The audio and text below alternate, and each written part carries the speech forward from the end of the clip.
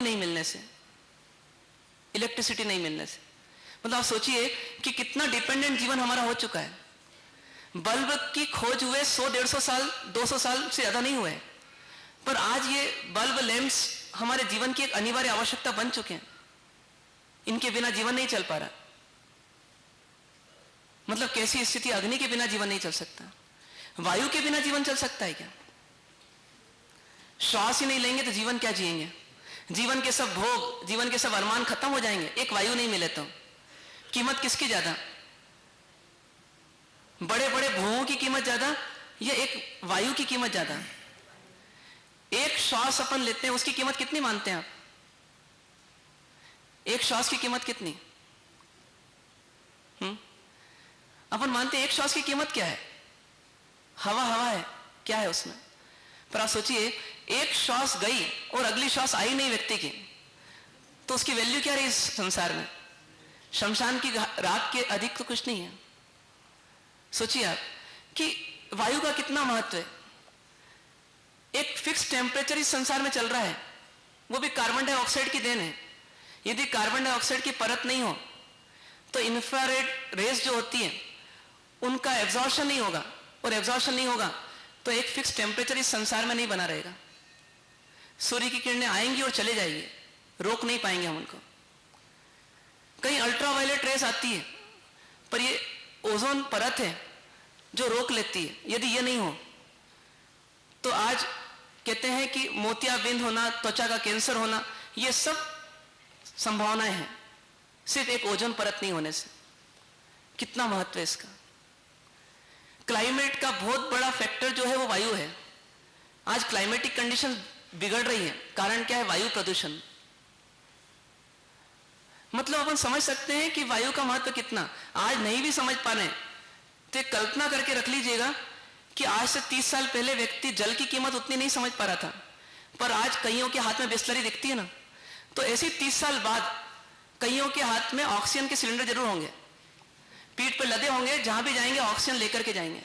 ये स्थिति आएगी। ये क्यों आएगी? उसके लिए रिस्पॉन्सिबल कौन? प्रकृति या मनुष्य? मनुष्य रिस्पॉन्सिबल है। इसी चिंतन को थोड़ा गहरा कीजिए। इनका हम पर उपकार है और हमारा इनके प्रति कर्तव्य क्या है? कुछ भी नहीं हो रहा। वनस्पति का कुछ उपकार है क्या हम पर? हम बोलेंगे चलो वनस्पति खत्म हो जाएगी तो हम मांसाहार कर लेंगे, पर मांसाहारी प्राणी भी जी किसके बल पर है? इस फूड चेन का प्रारंभिक स्रोत कौन है? वनस्पति है। यदि वनस्पति नहीं होगी तो ऑक्सीजन कैसे मिलेगी? वनस्पति नहीं होगी तो टेम्परेचर कंट्रोल कैसे होगा? आप किसी एसी के पास जाएं और किसी घने पेड़ के नीचे जाएं, आपको दोनों जगह एक जैसा महसूस हो सकता है। 10 से 15 डिग्री टेम्परेचर एक घने पेड़ के नीचे आ जाता है, इतना कम हो जाता है। किसकी देन है वो पेड़ की देन है। अपन कहते हैं पेड़ से तो कितनी बातें सुनते हैं अपन, पेड़ क्या क्या नहीं देता, सब कुछ तो देता है पेड़। मतलब इस वनस्पति के उपकार से हम बहुत दबे हुए हैं। यदि ये वनस्पति नहीं होती तो आज हम नहीं होते। भूमि क्षरण, सॉइल इरोजन किससे रुकता है? वनस्पति से रुकता है। वनस्पति कटती जाएगी, सॉइल इरोजन बढ़ते जाएगा, खाद्यान्न उतना ही कम पैदा होगा, और जितना कम पैदा होगा भूमि जो है बंजर होती जाएगी, और अंततोगत्वा मनुष्य का जीना हराम हो जाएगा। मतलब जो भी हम डिस्टर्बेंस पैदा करेंगे पर्यावरण में, उसके लिए उसका अल्टीमेट जो भुगतान है वो किसको करना होगा? वो मनुष्य को ही करना होगा। इसलिए चिंतन को थोड़ा गहरा करें कि इनका हम पर उपकार है तो हम भी इनके बारे में जरा सोचें, और इनडायरेक्टली अपने बारे में सोचें कि हमें आगे भी जीना है कि नहीं जीना। त्रस्त जीव मतलब कीट, जीव जंतु, पशु पक्षी, कीड़े मकोड़े, मनुष्य, इनके प्रति हमारा व्यवहार कैसा होना चाहिए? तो अपन ऐसा ना सोचे कि सिर्फ वनस्पति का महत्व है या सिर्फ वायु का महत्व है, इनका भी महत्व है। आज एग्रीकल्चर लैंड पर जो क्रॉप होती है वो क्रॉप किसकी देन है? तो छोटे छोटे बैक्टीरिया जो होते हैं, अर्थवर्म जो होते हैं, यदि ये नहीं हो तो हम उम्मीद कर सकते हैं हमारी पैदावार की? नहीं कर सकते। कहते हैं नेचुरल ट्रैक्टर्स होते हैं, कौन? अर्थवर्म। ये नहीं हो तो हमारा काम नहीं चलेगा। खाद का काम भी करते हैं, जैविक खाद जो लोग बनाते हैं तो किनके बलबूते वो बनती है? इन्हीं के बलबूते वो बनती है। यदि ये नहीं हो तो काम नहीं होगा। मतलब एक एहसास होना चाहिए कि जितने इस संसार में जंतु हैं ये सब मिल करके एक बैलेंस, एक इक्विलिब्रियम क्रिएट कर रहे हैं, और यदि इनमें से कहीं भी हमने छेड़खानी की तो संतुलन भंग हो जाएगा, और संतुलन जैसे ही भंग होगा तो उसका प्रहार किस पर होगा? उसका प्रहार हम पर होगा, हमारी आने वाली पीढ़ी पर होगा। आज पेट्रोल हम खत्म कर दें, नुकसान किसको भुगतना पड़ेगा? आने वाली पीढ़ी को भुगतना पड़ेगा। पर हमारी संकीर्ण मानसिकता क्या सोचती है कि चलो बारिश में पानी आ रहा है ना, खूब ढोलो, ठंड में भी मिल रहा है, चलो ढोलो, फिर गर्मी में तरसते हैं। मतलब हर साल अनुभव होता है, फिर भी बारिश में आते आते वापस हमारी लापरवाही बढ़ जाती है। उस समय नहीं सोचते कि गर्मी के मौसम में भी जब अपन 4 बाल्टी 6 बाल्टी पानी में काम चला रहे थे पूरे घर परिवार का, तो हम बारिश के मौसम में क्यों नहीं चला सकते? उस समय तो पसीना भी कम निकलता है, कपड़े भी गंदे कम होते हैं। सोच की बात है, संकीर्ण सोच को थोड़ा छोड़ना होगा और सोच को थोड़ा व्यापक बनाना होगा। पर्यावरण को मैनेज हम करेंगे तो वास्तव में हम अपने आप को मैनेज कर रहे हैं और अपने भविष्य के लिए हम सुरक्षित हो रहे हैं। इसलिए चिंतन को थोड़ा गहरा कीजिएगा। और अब अपन पर्यावरण प्रबंधन में चलें तो पर्यावरण प्रबंधन की हमारी बेसिक मेथोडोलॉजी क्या होगी उसको आज समझ लें, फिर कल से इस विषय को प्रारंभ करेंगे। बेसिक सिस्टम क्या रहेगा हमारा? बेसिक सिस्टम इतना ही रहेगा कि हम इन 6 प्रकार के साधनों में एक एक प्रकार के साधन की स्टडी करेंगे, क्रमशः करेंगे, और एक एक साधन के साथ हमारा व्यवहार कैसा हो उसके बारे में कुछ बिंदु बनाएंगे। पर लक्ष्य ऐसा होगा कि हमारा जीवन भी व्यवस्थित चल सके और हम संसाधनों को वेस्ट भी कम से कम करें। मतलब हमारे जीवन को कमजोर बना करके या हमारे जीवन में कुछ कम आपूर्ति करके हम अभी उस स्टेज में नहीं कि दुनिया का भला करें। अभी हम इतना ही करेंगे कि हमारे जीवन में कोई परिवर्तन नहीं आए, हमारा जीवन व्यवस्थित तरीके से चले और हम कुछ ऐसा लाइफ स्टाइल बना लें कि हम संसाधनों का अपव्यय, दुरुपयोग, शोषण, अतिदोहन ये भी कम से कम करें। ये मेथड हमको बनाना है। और इसके पीछे एक और चीज ध्यान रखना है कि ये जो 6 चीजें आपको बताई गई है, इन 6 चीजों में यदि आपसे प्रश्न किया जाए कि इन 6 में कौन से जीव हैं और कौन से अजीव हैं, तो क्या उत्तर आएगा आपके पास? कौन से लिविंग बीइंग है और कौन से नॉन लिविंग बीइंग है? 5 नॉन लिविंग बीइंग है और 1 लिविंग बीइंग है, ऐसा ही मानते हैं ना? फिर क्या मानते हैं? 6 के 6 जीव हैं, या इनमें से अग्नि जीव नहीं है या वायु जीव नहीं है? नहीं, 6 ही जीव हैं। मतलब आज के विज्ञान की दृष्टि थोड़ी सी भौतिकवादी है। वो कहता है कि 5 तो संसाधन है, 5 तो भौतिक संसाधन है और 1 जीव है। त्रस जो है वो जीव है और बाकी 5 जो शुरू के हैं वो क्या है? वो भौतिक संसाधन है, एक पदार्थ है वो, इससे अधिक उनकी कोई कीमत नहीं है। लेकिन हमारी दृष्टि क्या होनी चाहिए? हमारी दृष्टि कहना चाहिए कि नहीं, वो 5 भी सिर्फ पदार्थ नहीं है, सिर्फ वस्तु नहीं है, वो क्या है? वो हमारे समान ही जीव है। जैसा मैं जीव हूं, जैसा मैं जीता हूं, ऐसी वो भी जीव हैं, वो भी जीते हैं। ये दृष्टि आए बगैर अहिंसा पल नहीं सकती, और ये दृष्टि लाए बगैर सच्चाई सामने आ नहीं सकती। सच्चाई को सामने लाना ही होगा, क्योंकि ये 5 जीव हैं। आप कहेंगे वनस्पति कहां जीव है? वो तो एक पदार्थ है, कभी भी कहीं से काट दो उसको, चलते चलते फूल तोड़ना है तोड़ दो। पर ऐसा नहीं, आज साइंस भी एक्सेप्ट कर रहा है कि नहीं, उसमें जीव है और उस जीव के वही सिम्टम्स हैं जो एक मनुष्य के सिम्टम्स हैं, कोई अंतर नहीं है। जीव बढ़ता है, वनस्पति भी बढ़ती है।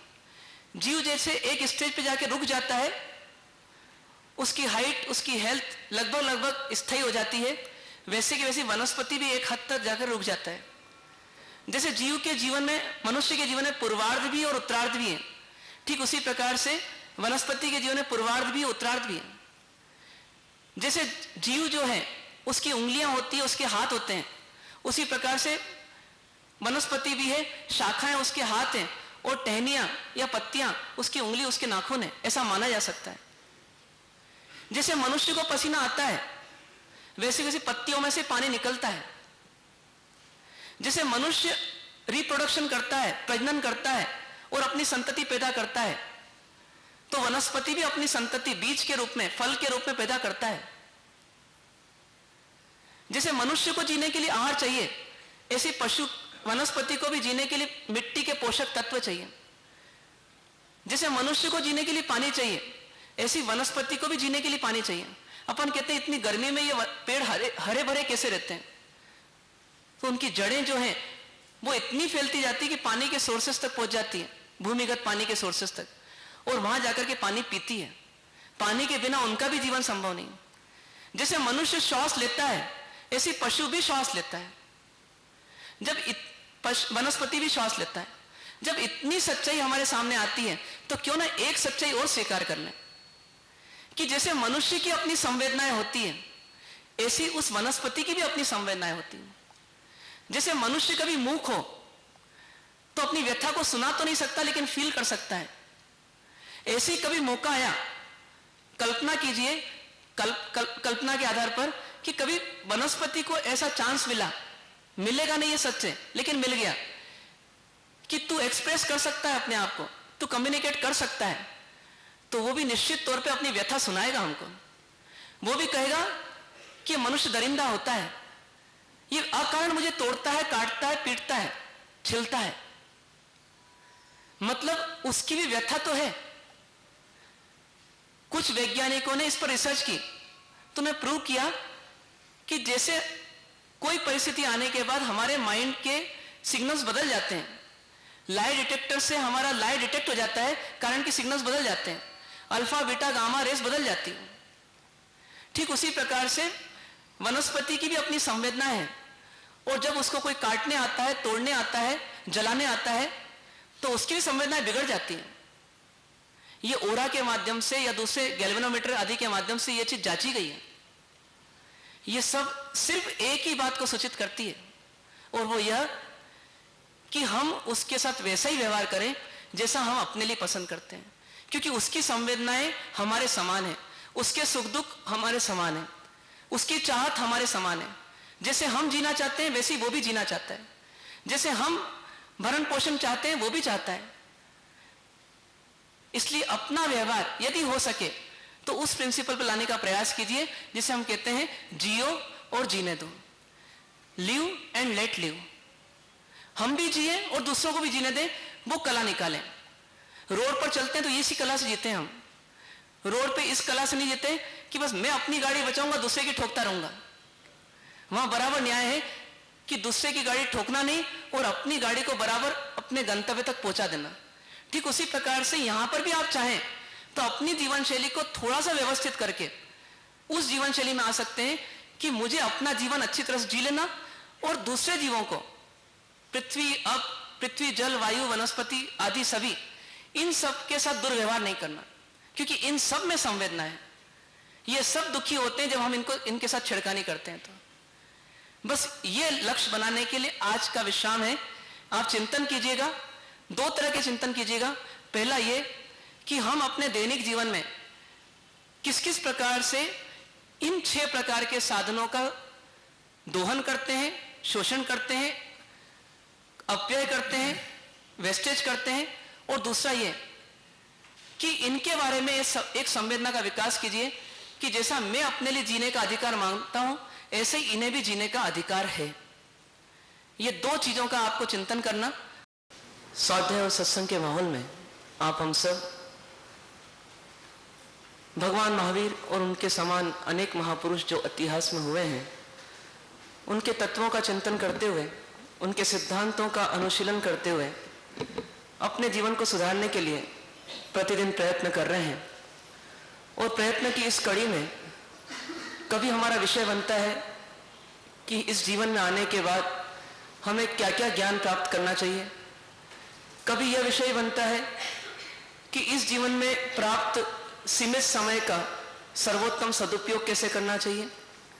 तो कभी यह विषय बनता है कि जीवन की यात्रा के लिए जो सबसे महत्वपूर्ण साधन बाह्य में हमें मिला है वह है शरीर, और उसका प्रबंधन, उसका रखरखाव कैसे करना चाहिए। तो कभी यह विषय बनता है कि शरीर से सूक्ष्म में वाणी है, और वाणी ही बनाती भी है और बिगाड़ती भी है, तो उसका किस प्रकार सुचारू रूप से उपयोग होना चाहिए। और कभी यह विषय बनता है जब थोड़ी सी दृष्टि संवेदनशील होती है, जब थोड़ी सी दृष्टि सूक्ष्म जगत की ओर जाती है, जब थोड़ी सी दृष्टि अपने उपकारियों के उपकार के प्रति जाती है, तो विषय बनता है पर्यावरण प्रबंधन। पर्यावरण प्रबंधन यानी कि एनवायरनमेंट मैनेजमेंट आज का बहुप्रचलित विषय, जिसने पूरे संसार को हिला भी दिया है, ऐसा कहा जाए तो अतिशयोक्ति नहीं है। क्योंकि कई ऐसे सम्मेलन विश्व स्तर पर हो चुके हैं जिसमें एक ही चिंता मुख्य रूप से रही है, और वह थी पर्यावरण संबंधी चिंता। आज तो जी पा रहे हैं, लेकिन कल जी सकेंगे कि नहीं सकेंगे, इसका मनुष्य को अभी गारंटी के साथ विश्वास नहीं है। उसका कारण बन रहा है पर्यावरण की दुर्दशा। और भगवान महावीर के पन्ने पलटाएं तो उनके उपदेश बार बार कहते हैं कि हे जीवों, जैसे तू एक जीव है, मनुष्य को कहते हुए संबोधित करते हैं कि जैसे तू एक जीव है, ऐसी संसार के अनेक प्रकार के क्रिएचर्स हैं, और ये सब भी जीव हैं। इनको पदार्थ मानने की भूल मत करना, इनको जीव मान करके देख। कहा गया आए ओ बहिया पास, आए ओ बहिया पास, यानी आत्मवत अपने समान बाहर में देख। बाहर की जितने इतने पदार्थ तुझे दिखते हैं, संसाधन तुझे दिखते हैं, वो मात्र संसाधन, मात्र पदार्थ नहीं है, बल्कि वो तेरे समान जीव है। जैसे तू खाता है, पीता है, जीता है, उसी प्रकार से वे भी खाते हैं, पीते हैं और जीते हैं। जैसे तुझे एक निश्चित समय के लिए जीवन मिला है, उन्हें भी निश्चित समय के लिए जीवन मिला है। जैसे तू मृत्यु के पहले मरना नहीं चाहता, वैसे वो भी जीना ही चाहते हैं, वो भी मरना नहीं चाहते। कभी आपने सुना कि किसी कुत्ते को रोटी नहीं मिली और उसने आत्महत्या कर ली? कभी हेडलाइन आई हो ऐसी पेपर में कि किसी कुत्ते को रोटी नहीं मिली, भूखा रहा और उसने आत्महत्या कर ली? कारण क्या है कि सव्वेसिम जीवियम पियम, आचार्य में कहा गया है सव्वेसिम जीवियम पियम, मतलब सबको जीवन प्रिय है। सुसाया दुख पड़ी कुला, सबको सुख साता चाहिए, सबको निरोगिता चाहिए, सबको आनंद चाहिए, सबको एक अंदर की स्वस्थता चाहिए, और कोई भी दुख नहीं चाहता। दुख पड़ी कुला मतलब दुख को प्रतिकूल मानता है हर जीव इस संसार का। मतलब कोई भी जीव इस संसार में ऐसा नहीं है जो दुख चाहता है। और इसका एहसास हम अपने जीवन से कर सकते हैं। हम इतना पद, प्रतिष्ठा, पैसे के लिए क्यों दीवाने हो रहे हैं? उसका एकमात्र कारण है कि जीवन में कभी दुख नहीं आए ऐसी व्यवस्था कर डालो। ये तो कभी नहीं देखा कि मेरी मृत्यु होगी ही, ये तो कभी नहीं सोचते कि मुझे जाना पड़ेगा ही, ये तो कल्पनाओं में रहता है कि मैं तो जीता ही रहूंगा। तो फिर कैसे जीऊंगा? व्यवस्था चाहिए, उसके लिए पद, प्रतिष्ठा, पैसे के लिए भिड़े रहते हैं, क्योंकि दुख से घबराते हैं। एक फकीर को देखें और एक अनिल अंबानी को देखें तो आप अंतर महसूस कर सकते हैं कि कौन ज्यादा निश्चिंत है। तो एक फकीर ज्यादा निश्चिंत है क्योंकि उनको कल की चिंता नहीं है, लेकिन अनिल अंबानी को कितनी चिंता है कि 1000 करोड़ होने के बावजूद भी शायद 10,000 करोड़, 1 लाख करोड़ इनकी दौड़ में भाग रहे हैं। कारण क्या है? निश्चिंत नहीं है। कभी जीवन 100 साल का रहा तो, कभी 200 साल का हो गया तो, कभी 500 साल जी गया तो, कभी कभी कुछ फॉरेन की कथाओं में कुछ ऐसे कथानक भी आते हैं जो हजारों साल जिए। अपने आप ही कुछ पुराणों में ऐसे व्यक्तित्व तो बताए गए जो अमर है, हिंदू पुराणों में। तो व्यक्ति को ऐसा विश्वास होता है शायद मैं भी अमर रहूंगा, तो और कमा लूं, और कमा लूं, और कमा लूं, ऐसी स्थिति में जीता रहता है। मतलब स्थिति